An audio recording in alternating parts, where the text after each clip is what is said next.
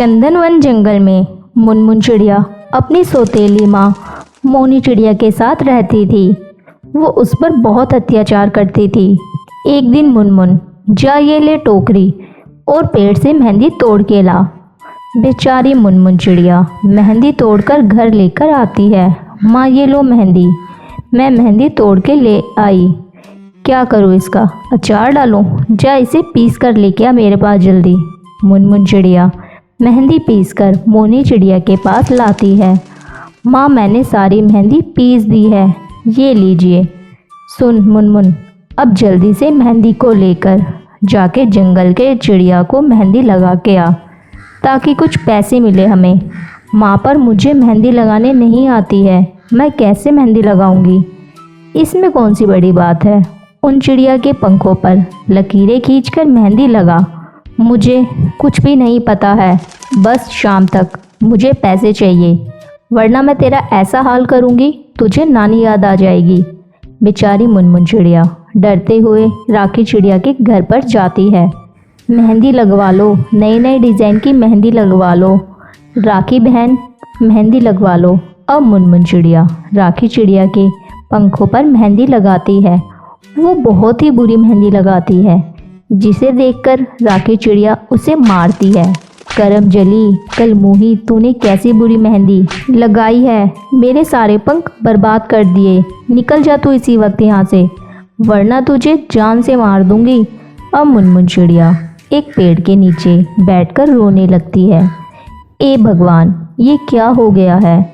इसमें मेरी क्या गलती? अगर मैं शाम तक पैसे लेकर नहीं गई तो माँ मुझे बहुत मारेगी और खाने को खाना भी नहीं देगी। क्या करूं, कहाँ जाऊं? तभी मुनमुन चिड़िया ये सब बातें पेड़ पर बैठा जादूगर राजू कौवा सुन लेता है। ए मासूम चिड़िया, तू घबरा मत, मैंने तेरी सारी परेशानी सुन ली है। ये लो जादुई मेहंदी, इसे तू किसी भी चिड़िया के पंखों पर लगाएगी, उसके पंख पर बहुत ही सुंदर मेहंदी लग जाएगी। जो तुझे पैसे मिलेंगे उसे अपनी माँ के पास ले जाना और वो तुझे कुछ नहीं कहेगी। शुक्रिया जादूगर राजू कौवा, आप बहुत अच्छे हो। ये कहकर मुनमुन चिड़िया जादुई मेहंदी ले जाकर चिड़िया के पंखों पर लगाने लगती है। चांदनी कवि मुनमुन चिड़िया से कहती है, मुनमुन चिड़िया, तुम तो बहुत ही अच्छी मेहंदी लगाती हो, तुमने कहाँ से लगाना सीखा? ये लो तुम्हारे पैसे चांदनी कवि, ये मत पूछो, बस तुम मेहंदी लगवाओ। अब मुनमुन चिड़िया जंगल के सभी पक्षियों को बहुत अच्छी मेहंदी लगाती है। अब उसे किसी भी चीज़ की कमी नहीं होती। मुनमुन चिड़िया जंगल में मेहंदी लगाने वाली मुनमुन चिड़िया के नाम से मशहूर हो जाती है। चंदनवन जंगल में अपनी बेटी मोनी के साथ रहती थी। उसका पति उसे छोड़ के चला गया था। एक दिन मुनमुन चिड़िया अपनी सहेली राखी चिड़िया से कहती है, पता नहीं ये हमें छोड़ के कहाँ चले गए। अब मेरी बेटी मोनी का क्या होगा? कैसे पालूंगी इसे? अब तो घर भी नहीं है हमारे पास। मोनी के पापा बंटी ने बिल्कुल ठीक नहीं किया मेरे साथ, मैं उन्हें माफ़ नहीं करूँगी। मुझे किस मोड़ पर लाके खड़ा कर दिया। ये कहकर वो ज़ोर ज़ोर से रोने लगती है। अगले दिन वो अपनी बेटी मोनी चिड़िया के साथ दर बदर भटकने लगती है। मोनी बहुत ज़ोरों से भूख लग रही। बेटा क्या करूं, कहाँ जाऊं, कुछ समझ नहीं आ रहा, मैं किससे मदद मांगूं? यहाँ तो हमारे जानने वाला भी कोई नहीं है।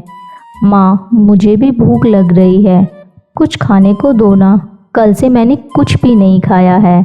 तभी मुनमुन चिड़िया सामने पेड़ के नीचे एक गोलू कौवा को समोसे का ठेला लगाए हुए देखती है। भैया आपके पास मेरे लायक कुछ काम है तो दे दो, मेरी बच्ची और मैं बहुत दिनों से भूखे हैं। चल भाग यहाँ से, मेरे पास कोई काम नहीं है। वैसे ही सुबह से मेरा दिमाग खराब है, मेरे समोसे बनाने वाली चिड़िया नहीं आई है और ग्राहक आने वाले हैं। क्या तुझे समोसे बनाने आते हैं? तुझे 500 समोसे बनाने होंगे। हाँ भैया, मैं अभी आपके 500 समोसे बना देती हूँ। अब मुनमुन चिड़िया मोनी चिड़िया के साथ मिलकर 500 समोसे बना देती है। अरे वाह मोनी चिड़िया, तुम बहुत ही ज़्यादा मेहनती हो। ये लो तुम्हारी मेहनत के पैसे और कुछ समोसे अपनी बेटी को खिला दो। अरे भैया, अगर आप बुरा ना माने तो मुझ गरीब को अपने यहाँ कुछ काम दे दो। मैं बहुत ही ज़्यादा गरीब हूँ, अपनी बच्ची को लेकर कहाँ जाऊँगी? काम मिल जाएगा तो दूसरे पक्षी के सामने हाथ नहीं फैलाने पड़ेंगे। ये सुनकर गोलू कौवा मुनमुन चिड़िया से कहता है, ठीक है मुनमुन चिड़िया, तुम मेरे समोसे पास वाली बस स्टॉप पर बेच के आ जाओ। वहाँ बहुत पक्षी पेड़ पर बैठे होते हैं। अब मुनमुन चिड़िया मोनी चिड़िया के साथ बस स्टॉप पर समोसे बेचने के लिए जाती है। समोसे ले लो, गरम गरम समोसे ले लो। बोलो तोता अंकल, कितने समोसे दूँ तुम्हें? ला चिड़िया, 4 समोसे दे दे, मुझे भूख भी लग रही है बड़े जोरों की। अब ऐसे ही मुनमुन चिड़िया अपनी बेटी मोनी चिड़िया के साथ बस स्टॉप पर समोसे बेचकर अपनी जिंदगी गुजारती है। अरे चील दीदी, ये क्या है? तुम्हारी दीदी अब मॉडर्न हो गई है। अब तुम्हारी दीदी मांस कच्चा नहीं खाती, बल्कि उसे आग पर भून कर खाती है। आज तो कोई शिकार हाथ नहीं लगा, नहीं तो मैं तुम्हें भी टेस्ट कराती। तुम तो अपने पंख चाटते रह जाते। चील दीदी, अंडे तो मैं भी पी लेता हूँ पक्षी के चुरा कर, लेकिन कभी मांस मेरे मुंह नहीं लगा। लेकिन तुम्हारी बात सुनकर मेरा भी मन कर रहा है कि मैं भी भुना हुआ मांस खाऊं। मैं तो जैसे ही आसमान में ऊंची उड़ान लेती हूँ, सब पक्षी अपने अपने बच्चों को छुपा लेते हैं। लेकिन राजू कौआ, तुम पर तो कोई शक भी नहीं करेगा।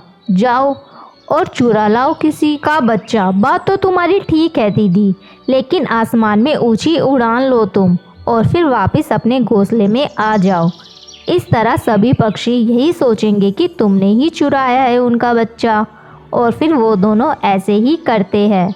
चील आसमान में एक ऊंची उड़ान लेती है, जैसे देखकर सभी पक्षी डर जाते हैं और अपने अपने बच्चों को छुपा लेते हैं। और फिर वो चील वापस चली जाती है। अब वो चील वापस चली गई। अब मैं अपना भोजन ढूंढ लाता हूँ। और ऐसा कहते हुए कबूतर भोजन की खोज में चला जाता है। लेकिन राजू कौआ छुपके से सब देख रहा था। कबूतर जैसे ही वहाँ से जाता है तो राजू कौआ जल्दी से उसके छोटे से बच्चे को अपने सख्त पंजों में उठाकर वहाँ से भाग जाता है। दीदी, कैसा रहा मेरा आइडिया?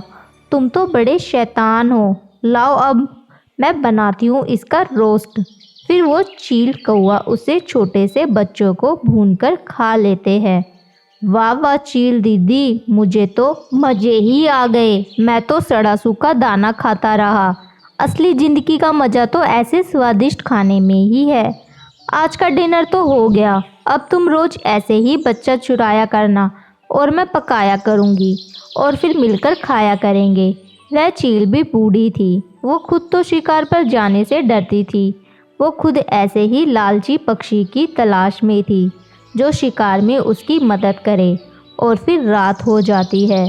राजू वापस जंगल में चला जाता है और चील वहीं अपने घोंसले में सो जाती है। जालिम चील मेरे बच्चे को उठा ले गई। किसी ने मेरी मदद ना की। कबूतर भैया, लेकिन वो चील तो थोड़ी देर आसमान में उड़कर वापस चली गई थी।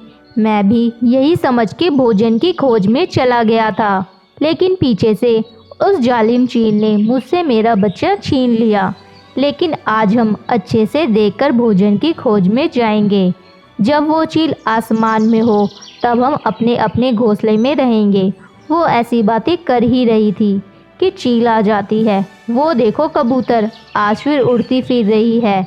चील पहले तो कभी कभार ही आया करती थी, लेकिन आजकल तो वो रोज ही आया करती है। और फिर वो चील चक्कर लगाने के बाद वापस चली जाती है। अब जल्दी जल्दी अपना भोजन ढूंढ लो सब, चलो। अब वो चील चली गई है और फिर वो ऐसे भोजन की खोज में चले जाते हैं। लेकिन राजू तो दूसरे रास्ते से उसी शाम वापस आ जाता है और छोटी बुलबुल का बच्चा उठा के भाग जाता है। दीदी दीदी, सरप्राइज, आज बुलबुल का बच्चा लगा है हाथ में। ऐसे तो हम दोनों मिलकर सारे जंगल के पक्षियों को भी खा जाए तो किसी को तो कुछ पता नहीं चलेगा कि उनके साथ क्या हो रहा है। अब जब तक मेरी और तुम्हारी दोस्ती पक्की रहेगी, हम जब तक रोज़ भुना हुआ मांस खाया करेंगे। और फिर वो चील छोटी बुलबुल को तेज आंच पर भूनती है। आज से हम लोग इकट्ठे भोजन की खोज के लिए नहीं जाएंगे। हम में से एक पक्षी अपने घोंसले में नज़र रखेगा। मैं तो पहले भी ऐसा कहती थी, लेकिन किसी ने मेरी एक ना सुनी। आज मेरा बच्चा तो खा गई वो चील। मैं अब तुम्हारे घोंसले के पास ही बैठा करूँगी और तुम भोजन की खोज को चले जाया करना। अगर वो चील मुझे दिख गई तो मैं मर जाऊँगी या फिर उसे मार दूँगी। अब जीकर क्या करना है बुलबुल, मैं तुम्हारा दुख समझ सकता हूँ, क्योंकि उस जालिम चील ने मेरा बच्चा भी उठा के खा लिया है। और फिर ऐसे वो बुलबुल घोंसले के पास ही रहती है और बाकी पक्षी भोजन की खोज में चले जाते हैं। राजू कौआ, क्या हुआ? आज लाए नहीं कोई शिकार? क्या हुआ? मैं तो सुबह से ही इंतजार कर रहा हूँ और अब थक हार के तुम्हें बताने आया हूँ कि वो बुलबुल कबूतर घोंसले के पास ही बैठे हैं। वो निगरानी कर रहे हैं घोंसले की, शायद अब कोई शिकार हाथ ना लगे। अब तो मुझे फिर से वो सूखे दाने ही खाने पड़ेंगे। कितना स्वादिष्ट था वो भुना हुआ मांस। राजू, मेरे पास आओ, मेरे पास इसका एक उपाय है। क्या दीदी? अगर कोई उपाय है तो जल्दी से बताओ। मेरे मुंह से तो उस भुने हुए मांस का स्वाद ही नहीं जा रहा। पास आओ, मैं तुम्हारे कान में बताती हूँ। और फिर जैसे ही राजू कौवा चील के थोड़ी पास जाता है, वो चील उसे अच्छे से दबोच लेती। हाँ दीदी, ये क्या कर रही हो? मैं तो तुम्हारा दोस्त हूँ। मैं जानती हूँ राजू कौवा, लेकिन अब तुम मेरे भी तो कोई काम नहीं आ सकते। कल का तो कुछ पता नहीं, लेकिन आज तो भुना हुआ कौवा खा लूँ। मांस भी काफ़ी है तुम पर तो। और फिर ऐसे वो चील राजू कौवा को भूनकर खा लेती है। तो दोस्तों, कैसी लगी हमारी ये कहानी? हमें कमेंट्स बॉक्स में ज़रूर बताएं।